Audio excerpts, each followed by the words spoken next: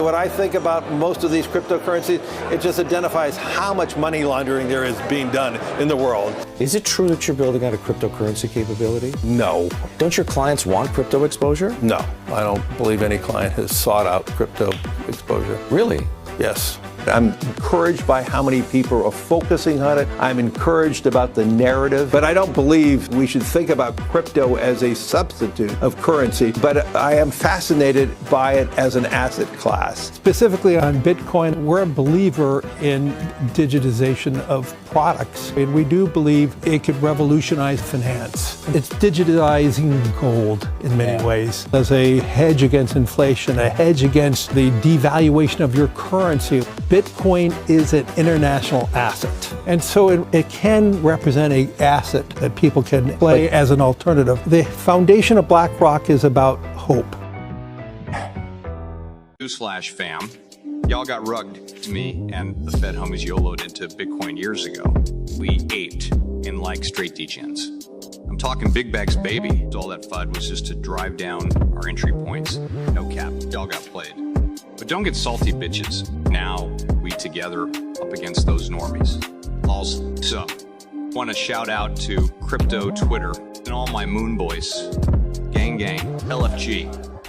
What's going on, guys? K-Dub here with another episode of Crypto Zombie. Welcome back to the channel. Hope you're having a great day. Bitcoin continues to just consolidate sideways. I can hear some of the crickets. I can hear people getting bored out there. Well, don't get too comfortable just yet, because I do believe we are going to have some very intense volatility, probably at the beginning of the week. So you're going to want to pay attention to this. Now, I don't want to talk too much specifically about the charts right now. I'm going to push them to the end of the video. I will explain the significance of this chart right here in a minute. But what I do want to also discuss is the fact that we have the BRICS nations saying that they're meeting up. They're going to be developing this potential alternative to the dollar. It might be back to gold, and that could be coming out, or at least they could be meeting and discussing it within a month. That's crazy, as the United States added $1 trillion worth of debt. Yes, $1 trillion in just 1 month. So it is getting absolutely out of hand. And what I want to talk about is realistically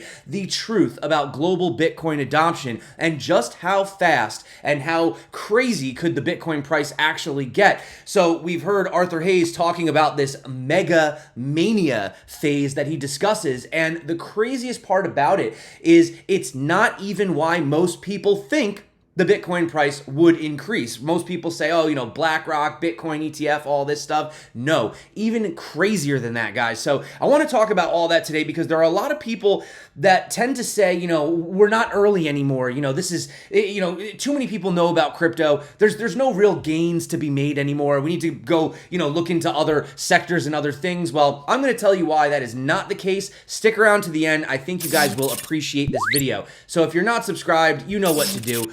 Let's have a look right here, first of all. And the fact that we have sharks and whales, which are very, very large accounts, right? Accumulating 71,000 more Bitcoin in just the past 3 weeks. Who are these large entities that are buying up all this Bitcoin? They're realizing, essentially, you know, getting back to what I just showed you, is that we have, you know, time going by, price going up, and you can see we have the amount available supply going down. Look at this right here. Ever since we had this sort of peak right here in, you know, the 2019 boom, look at that. It's just been falling off, and they know that it's less and less and less. So it's so funny. If you follow me on Twitter at the Crypto Zombie, you'll see I posted something over there about how Larry Fink was originally, you know, totally just ragging on Bitcoin. It was used for money laundering. No one was even interested in it at all. None of his clients were demanding it. And it's funny because, like Lex points out, all you were seeing about Bitcoin was how terrible it was for the environment and how it uses more electricity than a small country and all this other stuff. And now, post BlackRock Forbes, Bitcoin suddenly has become it has become greener. It helps third world countries, and it's not being used by the bad guys anymore. Why is this? Well, my friends, I think it's because, as we have deduced, BlackRock controls everything, and they are realizing that the retail has had the opportunity to front run them now for over 15 years. Now, according to a survey, now this is the thing. Are they interested, or is it just, am I just blowing smoke? And no, because I think if they were going to sell, I think they would have already done it. There's clearly accumulation happening at these levels. According to a survey by Binance, they say 88% of institutional investors expressed a bullish outlook for cryptocurrency over the next decade. So these were some VIP users. It was 208 Binance clients, and they took a survey from March 31st to May 15th, and most of them, 88% of them, are bullish. Now, as far as we're not early to crypto, look at people that were buying Bitcoin for $8. They were early. Well, yes, they were early, but they were what you could see on this chart would be referred to as the innovators. So Willy Woo says, why Bitcoin will outperform in the next decade. The adoption S-curve on money, which is half of everything, currently 4% of the world population, it's going much higher. Now, you do understand, again, if Bitcoin was just to reach that of gold, you're looking somewhere around 700,000. I believe that's what I heard last time. But is that the case? Is it really 4%? Well, I don't know, because right over here, maybe it went up. This came out this year. This was from January of this year. And they were saying only about 0.5% of the global population owns Bitcoin. So did that jump to 4 to 5% since January? It's possible. I don't know. But they said this basically represents every 184th person. So 1 out of every 184 people own Bitcoin. You can see right down here. So this is quite interesting, and it does tell me that we are incredibly early. Even if it was 5%, 4%, whatever, you could see how quickly it will start to boom, right? And we know once it starts, it pretty much gets going insane, right? Now, the BRICS nations eye a new global currency, a potential threat to the US dollar. They're thinking about maybe backing it with gold, and they're having a meeting, I believe, next month, and this could be happening very, very soon. So if the dollar starts to lose its reserve status, not to mention the fact that we added $1 trillion in just a month, they say the sharp growth in U.S. debt over a 28-day time frame is larger than the combined gross domestic product of 3 large global economies. It does beg the question, will we continue to want to be involved in this system, or are people going to choose to opt out? I think you're already kind of seeing what's going on. Even Mike Novogratz, he says this is absolutely insane. Buy Bitcoin, right? Look at in 1 month, $1 trillion. It's crazy. The money printer is going to get turned back on, and you know what's going to happen. Saifedean Amos, he says until Bitcoin came out, it's very lonely. It's a desperate struggle, but then Bitcoin did come out, and now you no longer have to convince people. The only working alternative to Bitcoin is that you're going to have your money destroyed by a government that can print it. And we no longer need to convince people of this anymore. For me, the dollar is over. That doesn't matter anymore. Whatever happens with the dollar, I used to live in Lebanon with hyperinflation, and when it happened because of Bitcoin, it didn't matter to me when the Lebanese currency Ponzi scheme blew up. Now, Arthur Hayes. This is an he likes to do a lot of these little essays. He's the founder of BitMEX. He likes to put these essays out. So he's talking about this mega mania phase for Bitcoin. And he says that it's not going to be caused by why you think it's going to be. Listen to this. So he actually says AI, artificial intelligence, will be the primary beneficiary of a new age of quantitative easing, as he predicts that governments around the world will have no choice but to print more money to pay for massive amounts of sovereign debt. This newly created money will want to invest in something that promises to give the global economy a new lease on life. In this decade, I believe that we will that all things will be related to AI and robotics, while many other boring sectors of the economy will face capital shortages. Wait, you're probably wondering how this ties into Bitcoin. Just give me a second here. AI and robotics companies will be flooded with more money than they require at this point in their development.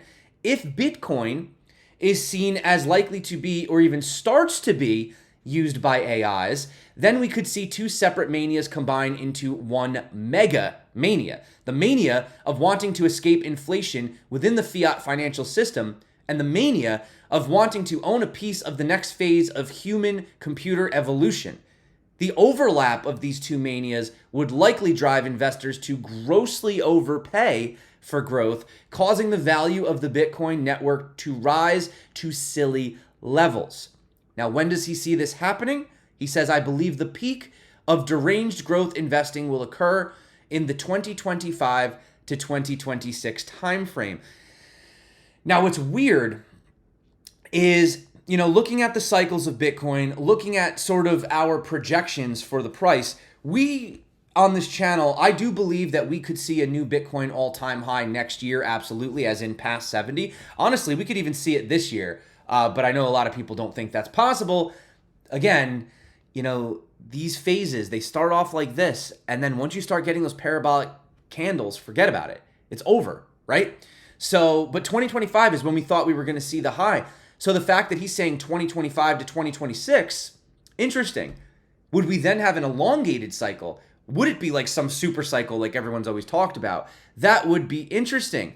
But Luke Broyles breaks it down. And I have to read this to you because he really digs deep into this. So you can see Documenting Bitcoin had pointed out right here, this was 2 days ago, that basically artificial intelligence like ChatGPT have learned how to send Bitcoin payments. So ChatGPT now knows how to send and receive Bitcoin. So in other words, machines can pay other machines, right? So, he goes on to say, I've said it before in time, this is 100 times bigger deal than Bitcoin demonetizing the bond and equity markets.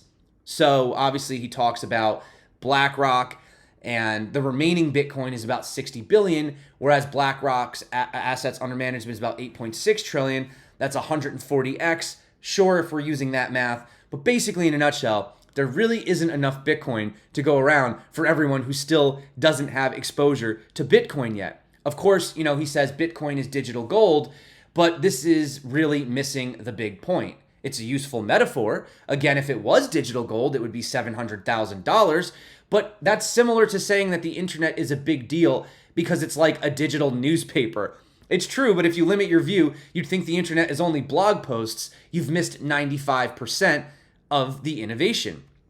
So he goes on again to talk about 1.5 billion adults in the developed world, modern economy. What happens when the other 3.5 adults join over to the coming decades? What happens when we have 100 billion AI programs, et cetera, growing amounts of creative competition? Okay, getting back to Bitcoin. This was the chart I showed you earlier.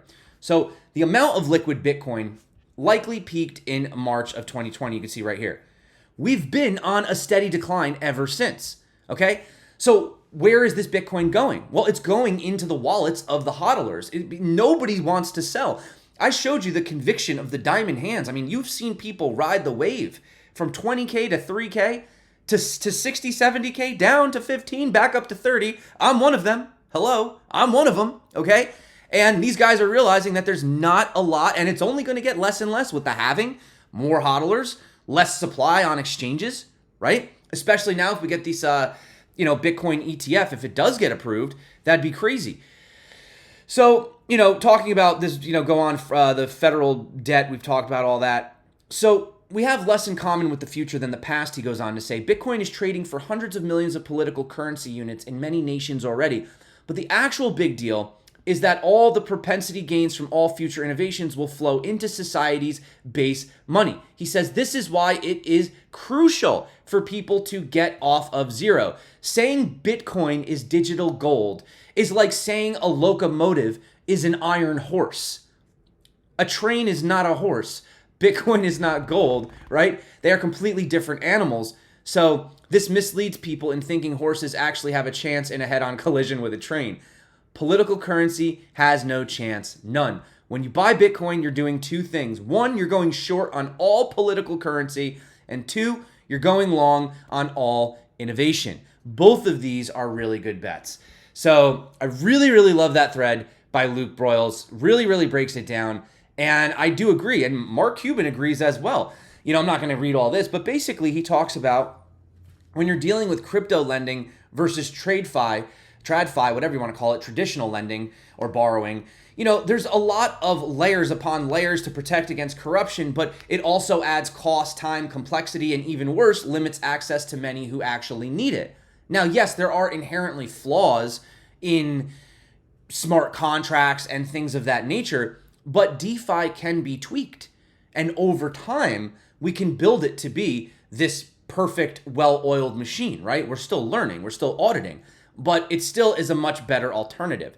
So again, for everybody that stuck around to the end to go over the charts, I was stressing the fact that Bitcoin's realized price has not only been retested, but we've broken above it. And generally speaking, in history, once we get above this, unless we have a black swan like we did in COVID, where we dip below it for a little bit, a second time, generally speaking, once you get back above it, you stay above it. So the fact that this is sitting at around 20,400 roughly really tells me that people waiting for these lower prices, I feel bad, oh, the recession and this and that. Okay, yeah, maybe. I've been hearing a lot of doom and gloom for the past 2 years, guys. All I've been hearing is doom and gloom. The recession, Bitcoin's going to 10K, everyone's going to lose their jobs, and yet that's not happening. You're seeing jobs reports coming in strong. You're seeing Bitcoin pumping. You're not seeing us go into a recession. So when are all these predictions going to happen that everybody keeps talking about? I'm a little confused here. Maybe I'm ignorant. It's been 2 years. While everybody was saying don't buy, we were out here scooping up Bitcoin at these levels, down at these levels, right? We knew that we were going to get up to some of those important levels for Bitcoin. We have a CME futures gap up at around 35,180. And, again, we're exhibiting very similar, obviously nothing's going to be exact, right? You're never going to have the same exact cycle twice. But I mean, look at how similar these are. You have the falling parallel channel, right? You have the resistance, the support flipped resistance, right? And then let me get some of this away. You have the break and the retest, You've had the break and the retest, right? And now we're just hovering right here underneath this area waiting for the breakthrough. And as I said, people don't believe how fast the price can move. But as you can see, anything underneath this white level, for example, right here, this is where we had loaded up and told everyone that that'd be a good opportunity to start potentially if you wanted to put in some longs. You can see right here, I said anything below the blue zone. So yeah, there is a possibility that we could come down here and retest 27, maybe 25 if you really think we're going to do that. But if we do have this breakout, considering that we have been consolidating for quite some time, then the next level is really around $35,500. That's really my next target for Bitcoin. And I just wanted to point out something interesting. We've been looking at the weekly, and I don't know if you guys can see this. I don't know if you can zoom in, but you probably can't even see this. Do you see how this red has potentially flipped into some green right there, just a little bit right there? Okay, so what I'm saying is we might potentially see the money flow flowing in to the green on the weekly, which you guys know what happens when we get the green money flow. Generally tends to be signs of a bull market starting. And of course, again, as I've told everybody, we've had the bullish crossovers. We're above all of the major exponential moving averages. And according to the volume profile, the amount of accumulation that was done here at this level at around 21,130, it just wouldn't make sense for anyone to sell below that level, considering we've seen these massive accumulations. So I would think the closer, if Bitcoin was to flash crash, the closer Bitcoin got to 20,000, the more interested I would be in, scooping some up. Because that's where a lot of other people bought, and they're not going to sell for a loss, right? They're going to probably sell, for a gain. And of course, the other thing is that the US dollar index for the past couple months, literally, has just been bouncing around on this sort of 100 level. And again, if we do have a breakdown from that level, the money printer gets turned on or something else happens, then I do believe that you are looking at a very probably fast and explosive price increase for Bitcoin. So that is it for me today. Lots of different stuff I wanted to go over.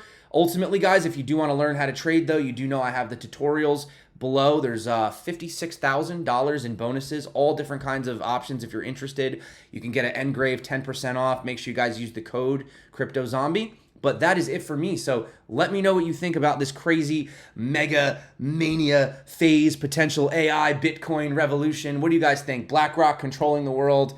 Is it just a bunch of moon boys? Or do you think that this time, it's real? Because, when you come over here and you look at something like 0.5% of global population owning Bitcoin, and you think about this S-curve, I'd say we actually are early. Maybe we're not the earliest, but I'll tell you what, I'm happy to be here now.